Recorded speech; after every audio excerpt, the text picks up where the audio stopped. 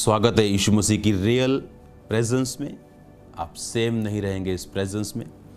मेरा ये बिलीव है कि आज जो वर्ड आप सुनोगे, ये वर्ड मेरा नहीं, ये परमेश्वर का है और ये आपको एग्जैक्ट उस स्थान पे आपको फिट करेगा जिस स्थान के लिए आप बनाए गए हो। याद रखो, अगर आप अपनी जगह पे ना हो तो आप सोने की क्यों ना हो, आप किसी काम के नहीं। जैसे अगर आप एक गाड़ी के ऊपर वाइपर की तरह लगाए गए हैं, चाहे आपको सोने का क्यों ना बना दिया जाए और आप पे रबड़ और आप पे फोम लगा दी जाए, लेकिन लोहे के बजाय सोना यूज कर लिया जाए और आपको गाड़ी की छत पे लगा दिया जाए, आप किसी काम के नहीं। आप तभी काम के हो जब आप अपनी राइट पोजीशन के ऊपर हो। वो पोजीशन आपको वर्ड बताता है, वो पोजीशन आपको परमेश्वर का आत्मा बताता है और वो पोजीशन आपके अगुवे आपको बताते हैं। और जब आप ये वर्ड सुनेंगे, मेरा ये बिलीव है कि आप जिस जगह के लिए बनाए गए आप उन्हीं जगहों पे फिट होंगे। अगर वो वाइपर घमंड के साथ बोले नहीं मुझे शीशे पे नहीं आना है, तो वो सारी उम्र छत पे रह सकता है, पर उसे मालूम है कि वो यूजलेस है। और इसी घमंड की वजह से बहुत सारे लोगों ने अपना स्थान खो दिया, अपनी आशीष को खो दिया, अपने मसे को खो दिया, परमेश्वर के मास्टर प्लान और उसके परफेक्ट ब्लेसिंग्स को, क्योंकि परफेक्ट विल में ही, सिद्ध इच्छा में ही सिद्ध आशीषें हैं।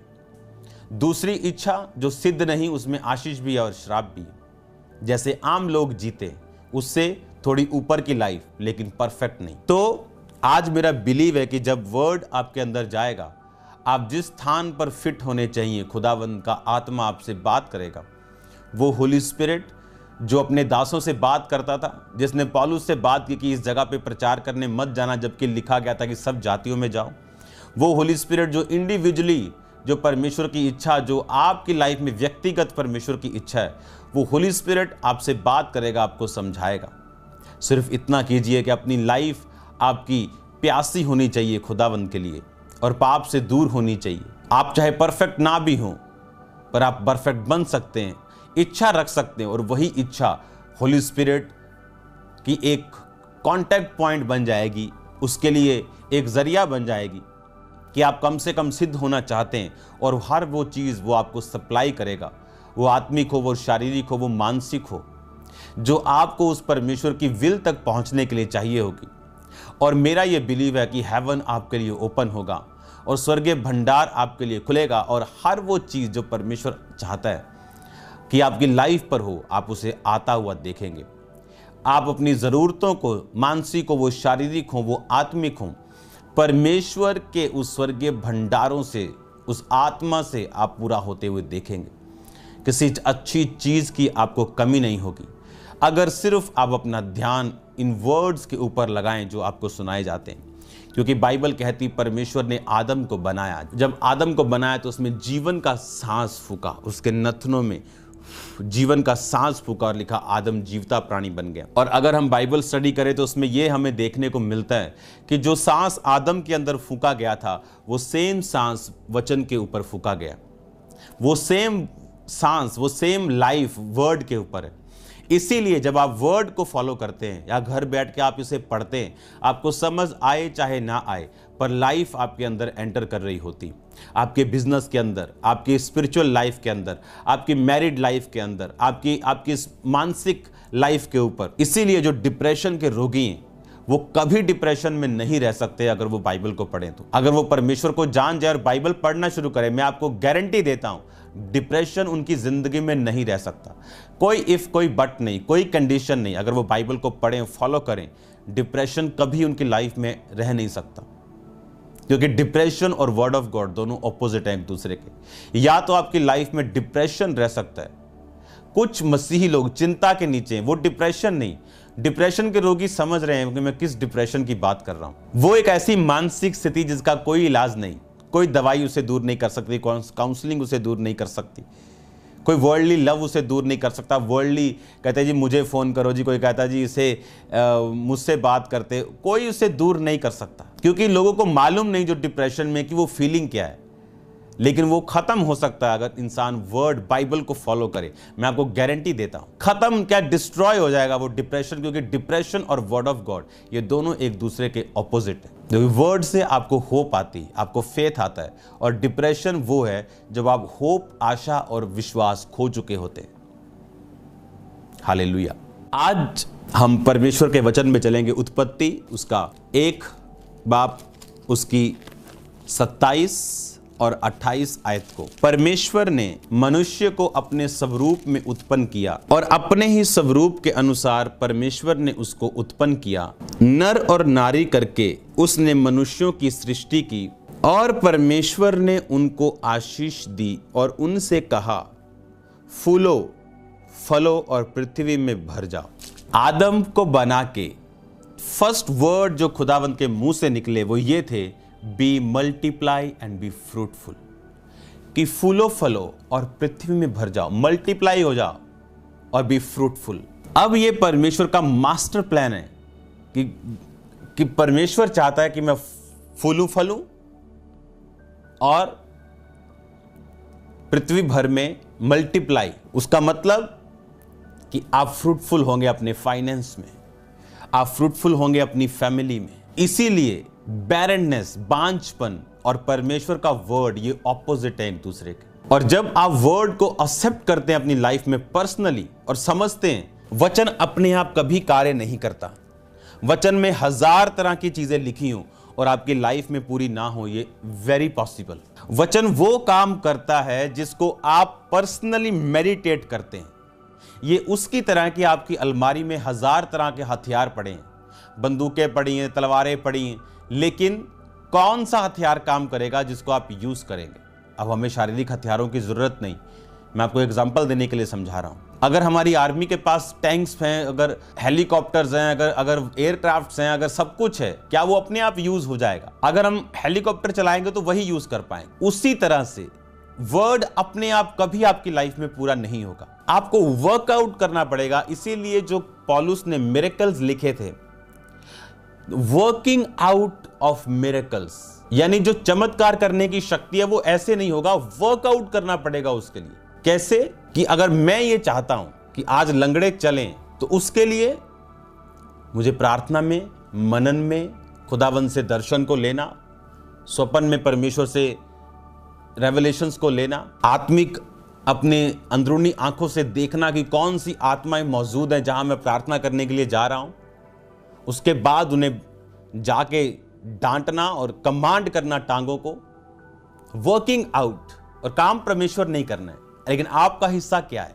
परमेश्वर ने कहा अगर नगर के रखवाले जो जाग रहा है नगर की रक्षा करने के लिए, उसका जागना व्यर्थ है अगर यहोवा रक्षा ना करे। Working out is nothing if God is not with you. अगर खुदावन साथ ही नहीं तो वर्किंग आउट ऑफ क्या करेगा? कुछ नहीं।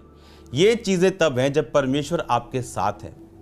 उसने कहा बी फ्रूटफुल, तो ये कमांड मेरे दिल में बस जानी चाहिए कि परमेश्वर का जो परफेक्ट प्लान और परफेक्ट इच्छा ये है कि वो मुझे फलदार देखना चाहता है। मेरा कोई हिस्सा उसने ये नहीं कहा कि इसके लिए मैं तुम्हें आशीष नहीं देता हूं। उसने मुझे हर आशीष दी है, पृथ्वी पे हर एक चीज पे अधिकार दिया और आशीष पे अधिकार दिया, और उसने मुझे कहा बी फ्रूटफुल। ये परमेश्वर का मास्टर प्लान है कि मैं फलदार रहूं। आपकी लाइफ की कुछ ब्लेसिंग साल्वेशन को पैदा करती हैं, दूसरों की साल्वेशन। अब आपको ये बात बड़े ध्यान से समझनी है कि परमेश्वर का प्लान है कि मैं फ्रूटफुल रहूं, और शैतान चाहता है इस वचन के खिलाफ मेरी जिंदगी में हो। फलदार रहने के लिए मैं करूं क्या? तो अगर परमेश्वर ने आपको बोला कि बी फ्रूटफुल, अगर एक एयर कंडीशनर मैन्युफैक्चरर ने बोला कि तुझे ठंडा करना है और इसीलिए मैंने तुम्हें बनाया, लेकिन उसने ये रिमोट भी दिया मुझे, उसने मुझे एक बुक भी दी है जहां से मैं पढ़ सकता हूं कि कौन सा बटन क्या काम करता है। और अगर वो बुक पढ़नी मुझे ना आए और रिमोट चलाना ना आए, तो एसी का जो प्राइम पर्पस है वो पूरा नहीं होगा, जो ठंडा करने का।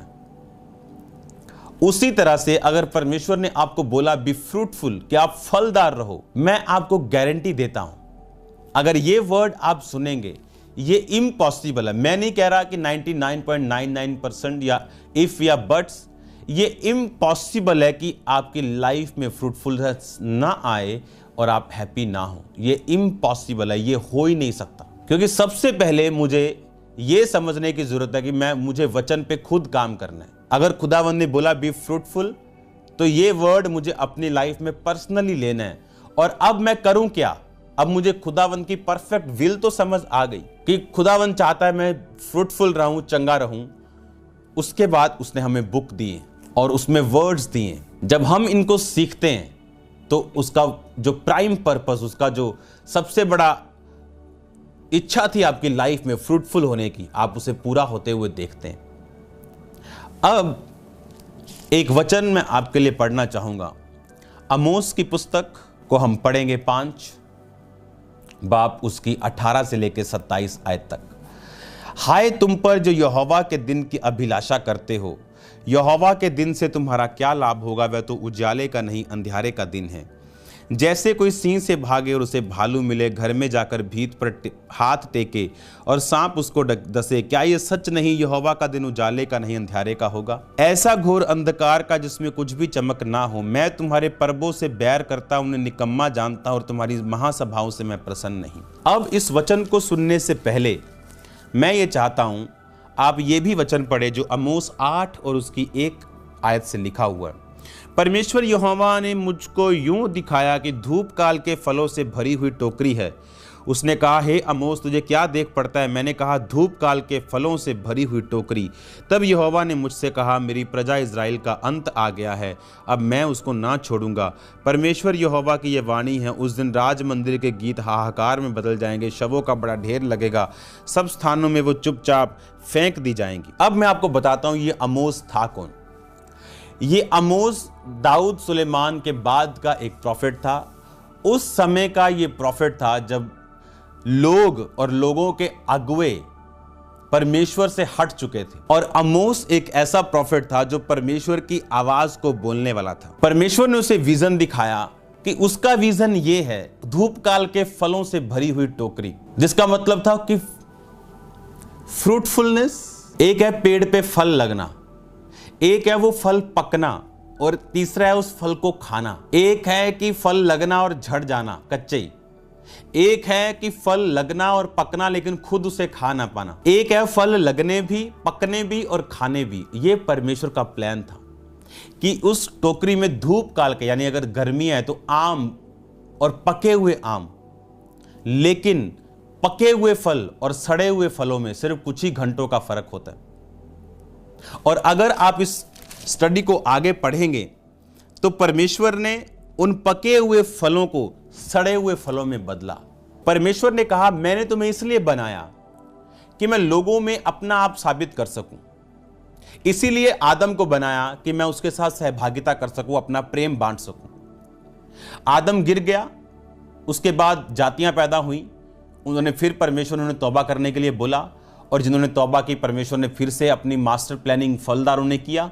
और जब नहीं हुआ तो परमेश्वर ने कहा, मैंने तुम्हें इसलिए चुना कि मैं अपना प्रकट कर सकूं, लेकिन अगर तुम मेरे साथ नहीं होगे तो मैं तुम्हारे अधर्म के कामों का दंड दूंगा। क्यों? क्योंकि मैंने तुम्हें एक खास मकसद के लिए चुना था।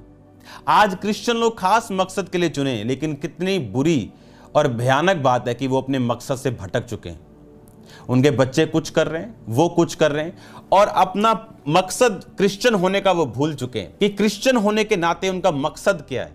परमेश्वर की सेवा में वो बुलाए गए, वो परमेश्वर के लिए फलदार होने के लिए बुलाए गए, परमेश्वर के साथ सहभागिता रखने के लिए बुलाए गए। अब इसमें परमेश्वर ने कहा, इस आमोस की पुस्तक में परमेश्वर ने एक खास तरह के लोगों को डांटा, और वो लोग आमोस 4 उसकी 2 और 3 आयत में पढ़ूंगा, आप सिर्फ सुनेंगे। परमेश्वर यहोवा अपनी पवित्रता की शपथ खाकर कहता है, देखो तुम पर ऐसे दिन आते हैं कि तुम कांटों से और तुम्हारी संतान मछलियों की बंसियों से खींच ली जाएगी। तुम बाड़ों के नाकों से सीधा निकल जाओगी, हार्मोन में डाली जाओगी। बेतेल में आकर अपराध करो, गिलगाल में आकर बहुत से अपराध करो, अपने चढ़ावे भोर को दशमांश हर तीसरे दिन लेके आया करो। परमेश्वर इसमें क्या कहता है, आप इसमें ध्यान से सुनना। कहता है कि तुम बेईमान व्यापारी जो गलत तरीके से व्यापार करते हैं, भ्रष्ट प्रशासक, अवसरवादी वकील और न्यायी, समझौता करने वाले याजक और भविष्यद्वक्ताओं के लिए भी आमोस यही शब्द कहता है। इसमें बेईमान व्यापारी, भ्रष्ट प्रशासक, अवसरवादी वकील और न्यायी और समझौता करने वाले याजक और भविष्यद्वक्ताओं के लिए यह वचन था। अगर आप इस वचन को ध्यान से पढ़ें तो इस वचन में परमेश्वर ने लिखा कि तुमने अपने दरिद्र भाई को निकम्मा अन्न बेचा, उसकी वस्तु को तुमने रख लिया। इसमें लिखा, तुम जो कंगालों को लताड़ा करते और भेंट कहकर उनसे अन्न हर लेते हो, इसलिए जो गढ़ तुमने पत्थरों के बनाए उनमें रहने ना पाओगे, जो दाख की बारियां तुमने लगाए उनका दाख मधु पीने ना पाओगे। हे न्याय के बिगाड़ने वालों और धर्म को मिट्टी में मिलाने वालों। इसमें आमोस सब प्रकार की गंदगी जो इजरायली लोगों में आ गई थी उनको देख के उन्हें वार्न कर रहा था कि अगर तुम नहीं सुधरोगे तो तुम सब लोग बंधुआई में जाओगे और मछलियों की बंसियों से, जैसे मछली के मुंह में कांटा, जैसे जब कांटा डालते तो मछली के मुंह में उसकी स्किन फाड़ के वो निकल आता है। और परमेश्वर ने कहा इस तरह से तुम लोग बंधुआई में जाओगे। किनको? भ्रष्ट प्रशासक, बेईमान व्यापारी। उस परमेश्वर ने लिखा तुमने निकम्मा अन्न बेचा। अवसरवादी वकील और न्यायी, जिन्होंने न्याय बिगाड़ा पैसों की खातिर। पर इजराइल की गर्मी के पके हुए फलों की टोकरी के रूप में जो परमेश्वर ने दिखाया वो जल्द ही परमेश्वर की क्रोध की गर्मी से सड़ जाएंगे। परमेश्वर ने कहा कि वो मेरी क्रोध की गर्मी से सड़ जाएंगे। ये वचन मैं इसलिए आपको बता रहा हूं कि परमेश्वर का मास्टर प्लान क्या था कि फ्रूटफुल हो जाओ, सब जातियों में श्रेष्ठ ठहरो, अपना आप मैं प्रकट करूंगा तुम्हारे जरिए। क्योंकि जो कनानी जाति थी, जो नूह का एक बेटा था जिसने उसको नंगा देखा था, उससे पैदा हुई थी, उनको सबक सिखाने के लिए परमेश्वर ने अब्राहम के वंश को चुना था। पापियों को कुछ दिखाने के लिए और उनका न्याय करने के लिए परमेश्वर धर्मियों को चुनता है।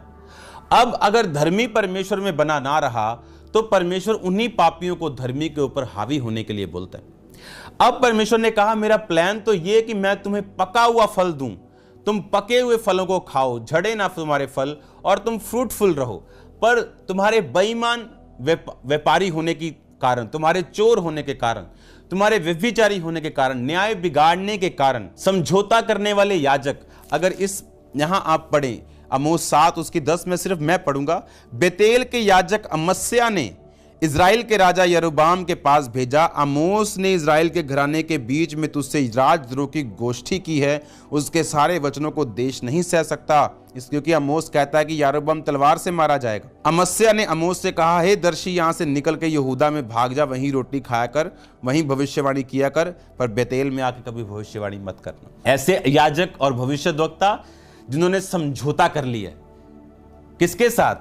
गवर्नमेंट के साथ, जो परमेश्वर के साथ फेथफुल नहीं, पर पॉलिटिकली बेनिफिट चाहते हैं, पैसा चाहते हैं, पैसा आ जाए उनके पास। लेकिन आमोस से जो रियल प्रॉफिट है, जो रियल खुदावंद का दास है, उससे कह रहे हैं यहां पर भविष्यवाणी मत करना, क्योंकि वो कह रहा था कि तुम तलवार से मारे जाओगे और अमस्या कह रहा था कि सब कुछ अच्छा हो जाएगा, तुम्हारे मिरेकल हो जाएंगे, तुम्हारे सब कुछ ठीक हो जाएगा, चाहे तुम पाप भी करो, रोज दारू पियो और अलग अलग तरह के डांस करो, फिल्मों के सॉन्ग, सब कुछ ठीक हो जाएगा, नो प्रॉब्लम। परमेश्वर पापियों के लिए आया, पर उस पापी के लिए जिसने यीशु मसीह को जाना नहीं, वो उसके लिए ऐसा आया, लेकिन हमारे लिए नहीं, जो हम वचन को जानते हैं। अब उसने कहा कि यहां पे फिर कभी प्रोफेसी मत करना, और उसने दर्शन देखा कि इजराइल पके हुए फलों की टोकरी थी, लेकिन परमेश्वर की क्रोध की गर्मी से वो सड़ गए। और इसमें कौन कौन से लोग आए मैंने आपको वो भी बताया। आमोस 5 उसकी 18 से 27 आयत को हम पढ़ेंगे। 21 में लिखा, मैं तुम्हारे पर्वों से बैर रखता उन्हें निकम्मा जानता हूं, तुम्हारी महासभाओं से मैं प्रसन्न नहीं हूं। चाहे तुम मेरे लिए होम बलि, अन्न बलि, तो भी मैं प्रसन्न ना होऊंगा, तुम्हारे पाले हुए पशुओं के मेल बलियों की ओर ना ताकूंगा। आप जानते हैं इस वचन का जो सार है उसमें यह लिखा, इसमें लिखा कि इस बात का स्पष्ट चित्रण यह वचन करता है कि धर्म कितना घृणित हो सकता है जब परमेश्वर की दृष्टि में वो सिर्फ रीति रिवाज बन जाए और परमेश्वर की धार्मिकता से दूर हो जाए। वो धर्म जो धार्मिकता से दूर है, परमेश्वर कहता उस धर्म से मैं बैर करता हूं, तुम्हारे पर्वों से बैर करता हूं, निकम्मा जानता हूं, तुम्हारी मीटिंग से मैं प्रसन्न नहीं, तुम जो मर्जी मुझे चढ़ाओ मैं उसकी ओर देखूंगा तक नहीं, तुम्हारे ऑफरिंग्स को मैं देखूंगा तक नहीं। कुछ भी चढ़ाओ, स्वेच्छा बलियां चढ़ाओ, दशमांश तीसरे दिन चढ़ाओ, लेकिन परमेश्वर कह रहा है मैं देखूंगा नहीं, क्योंकि आपने उसका प्राइम पर्पस। परमेश्वर इसीलिए सख्त वचन हमें नहीं देता कि हमें डराए, पर इसलिए कि हम बचे रहें, इसलिए कि हम फ्रूटफुल रहें। इसमें जो सार है वो ये है, अगर हम सिर्फ प्रभु के साथ जुड़े रहें और अपना स्थान ना छोड़ें, आपको फलदार होने से दुनिया की कोई ताकत नहीं रोक सकती, कोई सुपर पावर नहीं रोक सकती, कोई विरोध नहीं रोक सकता।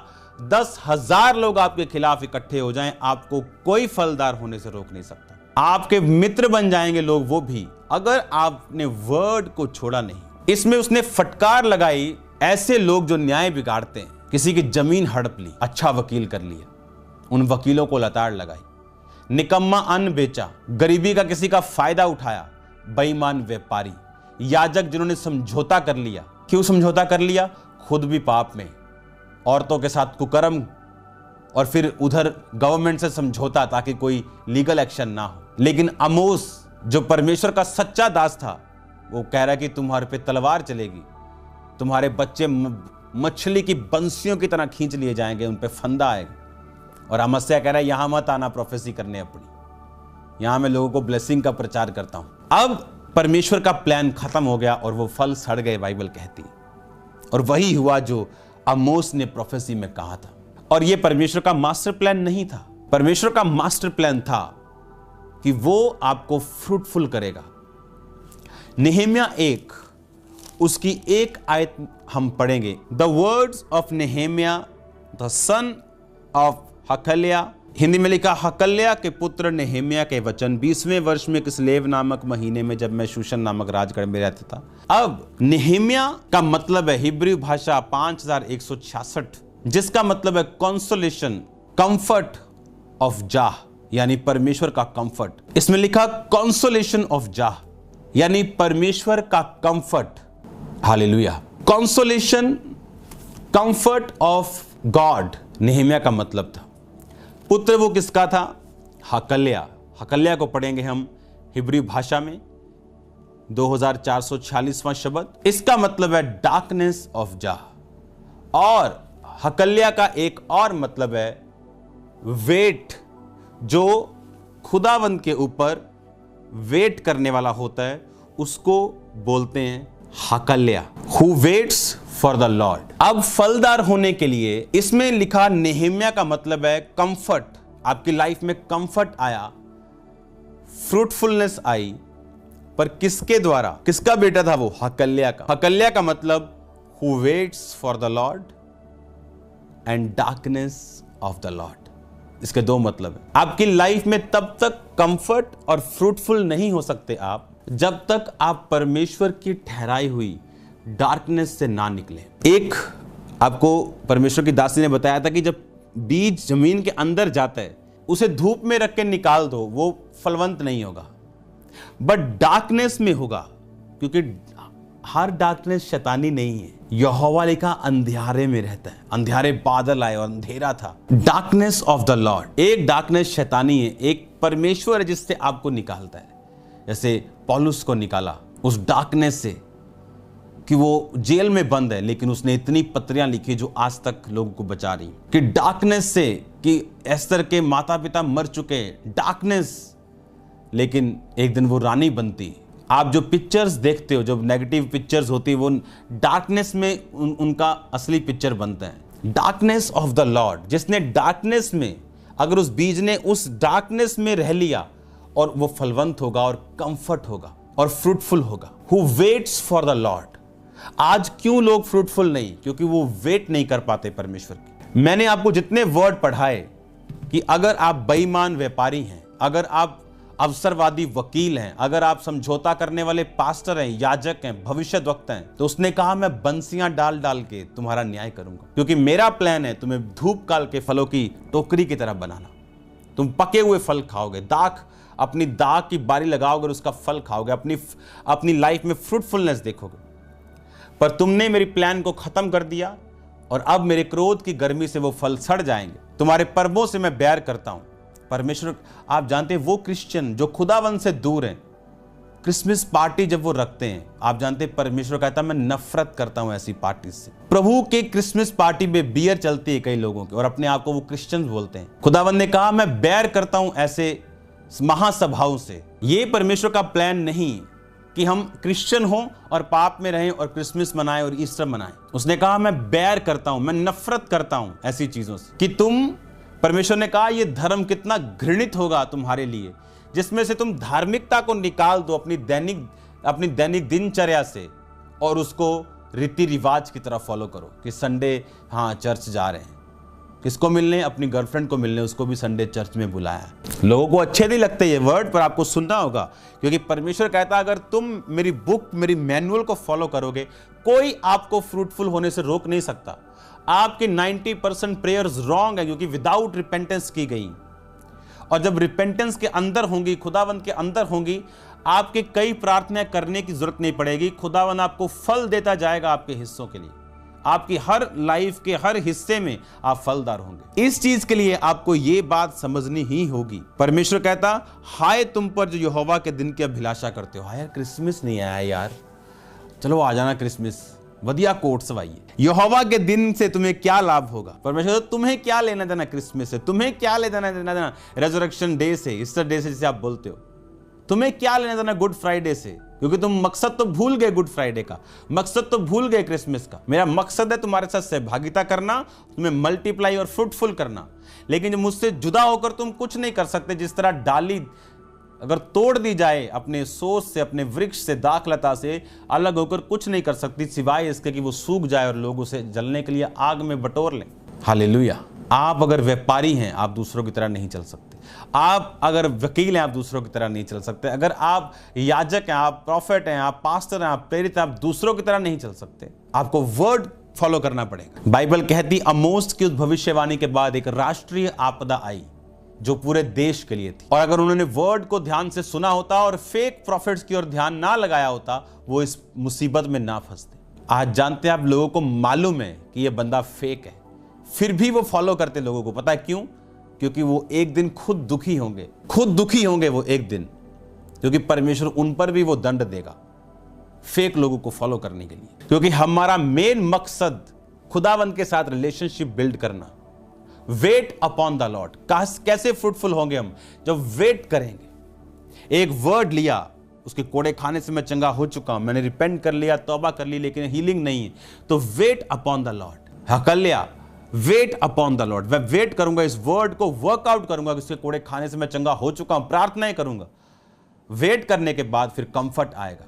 जिस तरह अंधेरे में वो बीज बोने के बाद उसका अंकुर निकलता है, उसी तरह से वर्ड पे वर्कआउट करने के बाद मैं फ्रूटफुल होऊंगा और मेरी हीलिंग मेरे पास होगी। लेकिन फर्स्ट स्टेप जो लेना होगा वो परमेश्वर के साथ सहभागिता। लोगों को लगता है पास्टर्स को इतनी सख्त जिंदगी जीने की जरूरत है। हमें क्या जरूरत है? आपको उतनी ही जरूरत है जितनी मुझे जरूरत है। मुझे अपनी सेवकाई के लिए जरूरत है, लेकिन आपको अपनी फैमिली के लिए जरूरत है। लोग आज सेटिस्फाइड नहीं है, मेंटली, स्पिरिचुअली, फिजिकली सेटिस्फाइड नहीं, अपने परिवार से सेटिस्फाइड नहीं, अपने फाइनेंस से सेटिस्फाइड नहीं। लेकिन उन्हें यह नहीं मालूम कि वो इस तरह के लिए नहीं, इस तरह का अनसेटिस्फाइड लाइफ जीने के लिए, इस तरह की अनकंटेंट लाइफ जीने के लिए वो नहीं बुलाए गए। उन्हें संतुष्टि वाले जिंदगी देने के लिए बुलाया गया। लेकिन कारण क्या? कारण अपना दिल टीवी को दिया हुआ, अपना दिल संसार को दिया हुआ, खुदावंद के रास्तों से हट चुके हैं। एक रिलीजियस क्रिश्चियन बन चुका है जो संडे चर्च जाता, लेकिन किसी मिनिस्ट्री का हिस्सा नहीं, किसी सेवा का हिस्सा नहीं, किसी बोने का हिस्सा नहीं, कहीं बोया नहीं, कहीं कोई सपोर्ट नहीं किया। जबकि यीशु मसीह के पास लिखा औरतें होती जो पैसों से उसको सपोर्ट करती थी। आज हम भूल गए अपने पर्पस को कि खुदावंद ने पहले कहा था कि मेरे साथ सहभागिता रखना, मैंने तुम्हें अपने स्वरूप में बनाया, तुम फ्रूटफुल रहो। पहले सहभागिता, रिलेशनशिप, फ्रूटफुलनेस बाद में आएगा। It's must. ले लो कि आपका प्राइस पे कर दिया गया, आपकी गाड़ी पहुंचने वाली है आपके घर में। उसके साथ रिलेशनशिप, तौबा, वेट करना। वृक्ष पे फल एक दिन में नहीं लग जाते। आपने बीज बोया, उसका अंकुर निकला, वो 2 दिन में फल नहीं देगा, 2 महीने में भी नहीं देगा। Wait upon the Lord. Wait करो। जो बीज आप बो रहे हो, उसके कोड़े खाने से मैं चंगा हो चुका हूं, वो बीज बोया। Wait upon the Lord. When you wait upon the Lord, जब आप खुदावंद पे वेट करेंगे, हकल्या, वेट मतलब उसका पुत्र, यानी वो पैदा करेगा। वेट करना किसको? Comfort of the Lord. वो कंफर्ट लेके आएगा, फ्रूटफुलनेस लेके आएगा। मेरा बिलीव है कि आप सेम नहीं रहेंगे। आप जिस भी हिस्से में काम करते हैं, जिस भी कॉलिंग में हैं, आपको वहाँ पे अपनी क्रिश्चियनिटी को शो करना है, वहाँ पे अपने फलों को दिखाना है। क्रॉस डालने से क्रिश्चियनिटी शो नहीं होगी, नाम जॉन पीटर रखने से भी शो नहीं होगी। हालेलुया। आप जानते हैं नेहम्याह के कितने नाम थे? नेहम्याह नाम के कितने थे लोग बाइबल में? बहुत से हैं नेहम्याह नाम।